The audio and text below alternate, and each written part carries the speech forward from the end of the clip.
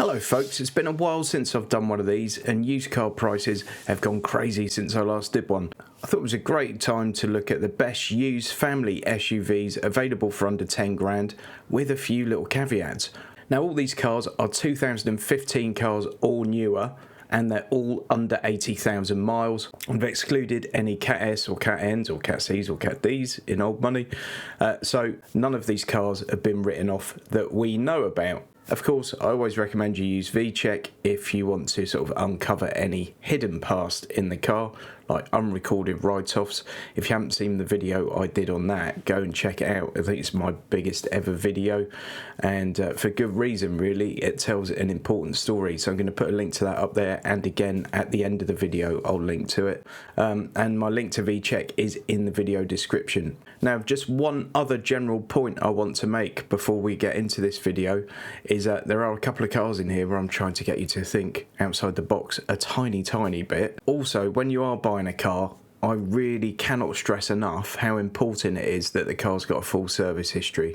I've seen so many examples in researching this video where they've clearly been clocked, and these are at fairly reputable dealers, okay, but you'll see that the mileage is 74,980 on sites where the search history filter is cars up to 75,000 miles. The amount of cars under here that are under 100 miles under what is a little sort of search filter category is unbelievable, okay? I've looked on eBay. I'm actually using Auto Trader for this video, but I've looked on eBay and Auto Trader mainly, and it's absolutely rife. And also when you see cars with suspiciously low mileage and they don't have full service history, just avoid them like the plague, okay? A car with a full service history, with a service book, with the stamps in it, does mean something. When you see cars that look a bit too good to be true and they don't have service history, that's often because they are a bit too good to be true. Now let's get on to the content just after you've given this video a thumbs up and subscribed if you haven't already done so, and if you have subscribed, please click the notification bell. Thanks. Now with all these examples, this is not my advice to go and look at this particular car or buy this particular car. I'm talking about make and model and the sort of mileage and the sort of example you might get for your money, okay? I just want to make that very clear. So I don't want you calling iVillage Cars Limited and going to see this car on my say-so, because it might be an absolute dog for all I know. So this one is 74,788 miles. This is exactly the kind of thing I was talking about a minute ago. However, I've gone onto the MOT history check with this particular one, and it did 14,000 miles in the last year, so that's probably not had a haircut. But it's Mazda CX5. I know lots about these because I had one for 3 years. I did about 75,000 miles in it. They're brilliant cars. They drive fantastically well. When they first came out, they were winning loads of car awards, and since then they've flown under the radar a bit, and I don't know why, because they're very good looking cars. They're quite nicely appointed, and it drives brilliantly, plenty of space. It ticks a lot of boxes. So this one is the 2-litre petrol Skyactiv G SEL NAV, it's Euro 6. The diesels tend to be more popular in these, the 2.2-litre diesel, but running costs in this one are not too bad. Combined 47 mpg, £165 annual road tax, and then you're looking at 0 to 60 time of 9.2 seconds. No mention of service history on this one that I can find, so I would avoid that. But it's 2015 Mazda CX5 for 9.5 grand. You know, there's a bit of value there, and there are loads of examples around this price, loads of examples under 10 grand. So it's just a case of having a little shop around, finding one that suits your needs and taking a look. 2015 Honda CRV, one of the most reliable cars in its class, possibly not the most exciting. But let's have a look at this one. Terrible pictures have been taken in this one. It is a private seller, so we'll forgive them. But it all looks very tidy. Smoke-free, pet-free, full service history, recent MOT, well looked after family car, very spacious and comfortable. Recently had a full service, new front discs and brake pads, new battery, 12 months road tax. Next MOT due October 22, so you want a new MOT on that. Full service history, red, 3 owners. So you don't consider buying that car without a new MOT, and you might find a few advisories on there that you want to get dealt with. 63,000 miles, full service history, so I'd want to see that service history. I want pictures of that. Sometimes people put pictures in the ad, but they haven't done that here. Running costs on it, 265 quid, road tax 39.2 mpg, and 0 to 60 of 10 seconds. A CRV is one of the most popular cars in the world, or as Clarkson would say, in the world. So you can't go far wrong with one. For under 10 grand for a 2015 car, that's not too bad. 2016 Skoda Yeti. Again, we've had one of these. 2 litre TDI SE Business Outdoor. You can easily pick up a Yeti for much less than this, but I'm looking at a fairly new one, 2016 model. Running cost 62.8 mpg, 30 quid a year on the road tax, and 11.3 seconds to 60. This 2 litre VW Group diesel engine is massively popular, but it's not without issues, and it must be well serviced. So service history is absolutely key on this one, and there's no mention of it here. It does say HPI clear, but as we know, that means absolutely nothing. And we can see here that the Experian check says that it's all good, but again, that means nothing, so you should go and do a VCheck, link in the video description. Again, the Yeti won European Car of the Year. I think it won loads of car awards, and if you speak to anyone who knows anything about cars, they won't be put off by sort of the Marmite looks. They'll tell you it's a brilliant car to drive and really practical and just something a bit different. I think the Yeti will be a classic in years to come. 2016 Hyundai Tucson. This is the 1.7 CRDI Blue Drive SE, and it's got 59,000 miles on the clock. Partial service history, but full vehicle health check by Hyundai Garage this year. MOT until March 23. 9 grand. Okay, so that partial service history is key. How partial is it? But that looks like a fairly tidy car. It's a private seller. 9 grand, not too shabby for a 2016 Tucson, is it? 61.7 mpg, 30 quid a year road tax, and then you're looking at 13.7 seconds to 62, so that's not a quick car. Boot space 488 litres. Another thing to mention, of course, is when we're looking at family SUVs, if you mainly do short journeys, you should get a petrol car. It's as simple as that. If you do a lot of long journeys or a decent mix of short and long journeys, then certainly consider a diesel. I would strongly suggest you get a Euro 6. All these cars I'm showing you are ULEZ compliant, and that's something else you should think about, because even though your town might not have an ultra low emission zone right now, chances are it will have one very soon. So you don't want to be clobbered with a fee every time you need to drive into town. Next, we've got a 2016 Kia Sportage, 1.7 CRDI 1 ISG. 1, 2 and 3 are the main sort of trim levels in Kia, 1 being the lowest, 3 being the higher one. You've then got a few others that sit above that, but to keep things simple. So this is base spec on this car, and to get one this new for under 10 grand, you're probably looking at a base spec, certainly with a low mileage on it. Once again, no mention of service history on this particular one, but I'm just showing you that you can get these for under 10 grand. 30 quid a year road tax, 61 mpg, 11 seconds to 62, and 491 litres of boot space. And the Sportage is just a nice car. They've sold in their millions worldwide. There are enough of them around where you might be able to get second-hand parts reasonably cheap. And don't forget, Kia's come with a 7-year warranty, so it means they're fairly confident in the cars that they're putting out. Next, the grey Suzuki S-Cross. Now, this is not an exciting option, okay? It's not an exciting car. What it is really reliable, practical, sort of hack. And it's not going to let you down.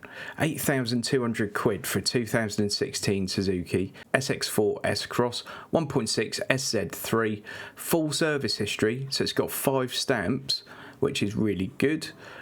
Euro 6 rated, only 32,000 miles on this one, 135 quid a year road tax, 51 mpg, 11 seconds to 62, and 430 litres of boot space. Next, we've got the Dacia Duster. This is the 1.5 diesel, and it's the Ambiance. 75,500 miles. It's just had a cam belt done. Full service history, it says, but again, you want to look at that and possibly inspect it and verify it. But there you go. They're not the most beautiful of things, are they? But you get quite a lot of car for your money. certainly, and they seem to do fairly well on the reliability surveys. But then again, when you're a fairly basic car using very old technology, there's sort of less to go wrong with it. Let's have a look at the numbers. 30 quid a year road tax, 64 mpg, insurance group 11. 11.8 seconds to 62, 475 litres of boot space. It's not bad, is it? It's just not luxurious. But not everyone needs or wants luxury. Right, this one's not an SUV, but it's something you should consider if you're in the market for a family wagon, because they're great, these things. Citroen C4 Picasso, 2017, 1.6 HDI selection, 9 grand. This one's got panoramic roof. You can also see in these, you get 3 proper seats, full-size seats. That means if you've got 2 kids in car seats still, you can still accommodate another adult in comfort, which is a massive thing. There aren't too many cars around with 3 independent seats in the back. You've usually got sort of 2.5, haven't you, or at best 2 2/3. So this is why I'm recommending one of these primarily.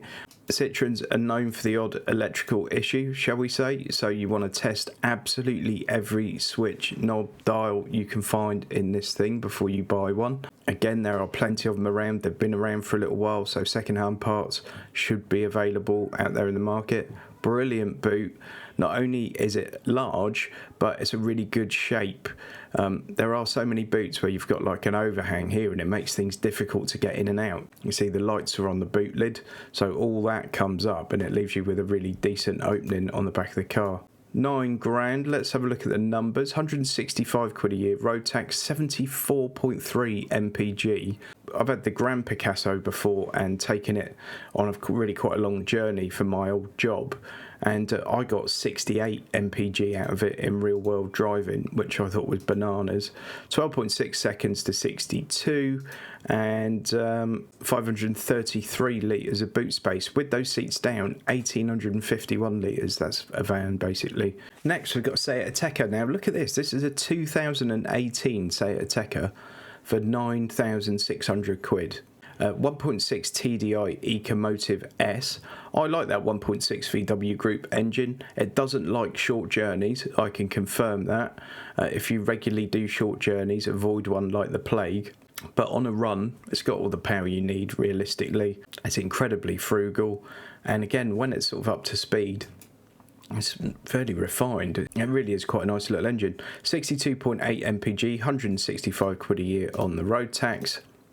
11.5 seconds to 62 and 510 litres of boot space.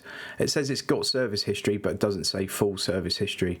Usually when they do that, it will have a book with like 2 stamps in, and that's not really very good. You want to see proper service history, especially with a diesel, because you need to know that oil's been changed regularly. Finally, we've got the MG ZS. This is 2019 1.5 VTI Tech Excite. Again, 2019 car for 9 grand. Not the most exciting, not the most luxurious, but it's not a bad looking car, is it? And it's a 2019 plate car for under 9 grand. This one's got 76,000 miles on it, so it's well above average mileage for its age, which does obviously help to bring that price down. 165 quid a year, road tax, 41 mpg, 10.4 seconds to 62 and 448 litres of boot space. There you go, there's a load of things that are not this car, which is one of my pet peeves. It's not the worst looking car in the world, is it? You can get lower mileage versions for under 10 grand, by the way. I just thought this one was crazy. And if you do a very low mileage yourself every year, the fact it's got a higher mileage might not be of an issue to you, because in 2 or 3 years of your ownership, that might then become an average mileage car. I hope you enjoyed that. Please give it a thumbs up and subscribe if you haven't already done so. I'm now just going to play you a little ad I did for VCheck, because it really does explain how, despite cars appearing to be HPI clear, that only tells you half the story. I think there's a massive scandal about this, and I'll link to that video at the end, but it really winds me up that there are so many cars being sold, including in main dealerships, by the way. In that video you'll see a car for 30 grand in a decent dealership that says HPI clear, and I show you a picture of it sort of concertinaed up and smashed to bits. So I'll play this little ad for VCheck, and then after that please go and watch that other video, because if you haven't seen it, you really should. I've done a deal with VCheck, who I think are one of the premier providers of online car history checks. As you can see here on this quick sample report, you can check the registered VIN number against the one that's actually on the vehicle. You can see the current MOT and road tax status. Has the car ever been stolen? Is there outstanding finance? Has it been an insurance write-off? If so, what kind? If it has been, can you see photos of the car before the damage was repaired? You know, you might see this car now and it's in perfect condition, but does seeing these images of it at the time of the accident make you change your mind possibly? Has it been a taxi? Number of previous keepers and the dates for those, number plate changes, mileage records. This is great because you can see any discrepancies in the mileage in a really easy to follow way. So if it done 50,000 one year, 40 the next, you know there's a problem. You've also got the MOT history checks all built into this one single report, and it'll give you a basic car valuation. The bundles start from £1.60 a check, but I would all strongly recommend you go for the full check. Now I've done a deal with VCheck. They do pay me if you use my link, so please do that because it helps support the channel. And I have to tell you that this is a completely unbiased recommendation. You should never buy a used car without running these kind of checks, and this is a fantastic one. Please use the link in the video description and help support the channel. Thanks ever so much for watching, folks. I'll see you next time.